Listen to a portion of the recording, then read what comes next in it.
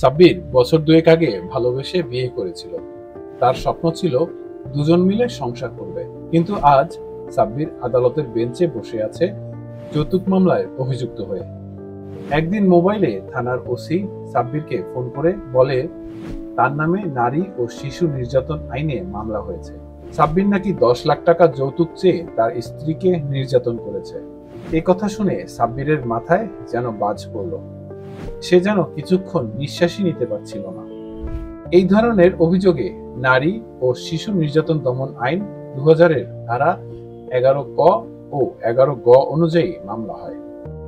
ধারা 11 ক-তে বলা আছে, কোনো নারীকে যৌতুকের দাবিতে নির্যাতন করলে 5 বছরের কম নয়, সর্বোচ্চ 10 বছরের কারাদণ্ড এবং অর্থদণ্ড হতে পারে। ধারা 11 গ-তে বলা আছে, যৌতুকের জন্য আত্মহত্যা করতে বাধ্য করলে মৃত্যুদণ্ড বা যাবজ্জীবন কারাদণ্ড হতে পারে। সাব্বির একজন অভিজ্ঞ আইনজীবীর কাছে যান।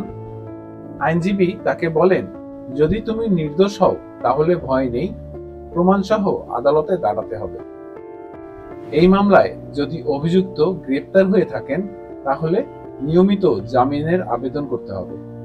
তখন আদালত বিবেচনা করবেন অভিযোগটি প্রাথমিকভাবে বিশ্বাসযোগ্য কিনা।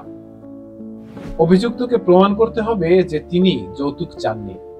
এই উদ্দেশ্যে অভিযুক্তের ফোন কল রেকর্ড, মেসেজ, পারিবারিক ছবি, প্রতিবেশীর সাক্ষ্য এগুলো উপস্থাপন করা যেতে পারে। যদি মামলা মিথ্যা হয় সেক্ষেত্রে পাল্টা ব্যবস্থা হিসেবে দণ্ডবিধির ধারা 211 অনুযায়ী মিথ্যা মামলা প্রমাণ সাপেক্ষে 7 বছর পর্যন্ত জেল হতে পারে বাদীর। এদিকে পরবর্তীতে সাব্বির প্রমাণ দিল যে সে কোনোদিনই যৌতুক চায়নি এবং তার স্ত্রী বিয়ের পরেও তার সঙ্গে ঠিকমতো যোগাযোগ রাখত, কথাবার্তা বলতো।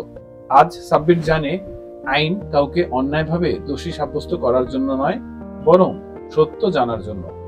আজ সাব্বিরের মাথা সম্মানে উঁচু হয়ে আছে, কারণ সে প্রমাণ করতে পেরেছে যে সে নির্দোষ। মনে রাখবেন, আইন মানলে অধিকার রক্ষা করা সহজ হয়। পাশে থাকার জন্য ধন্যবাদ।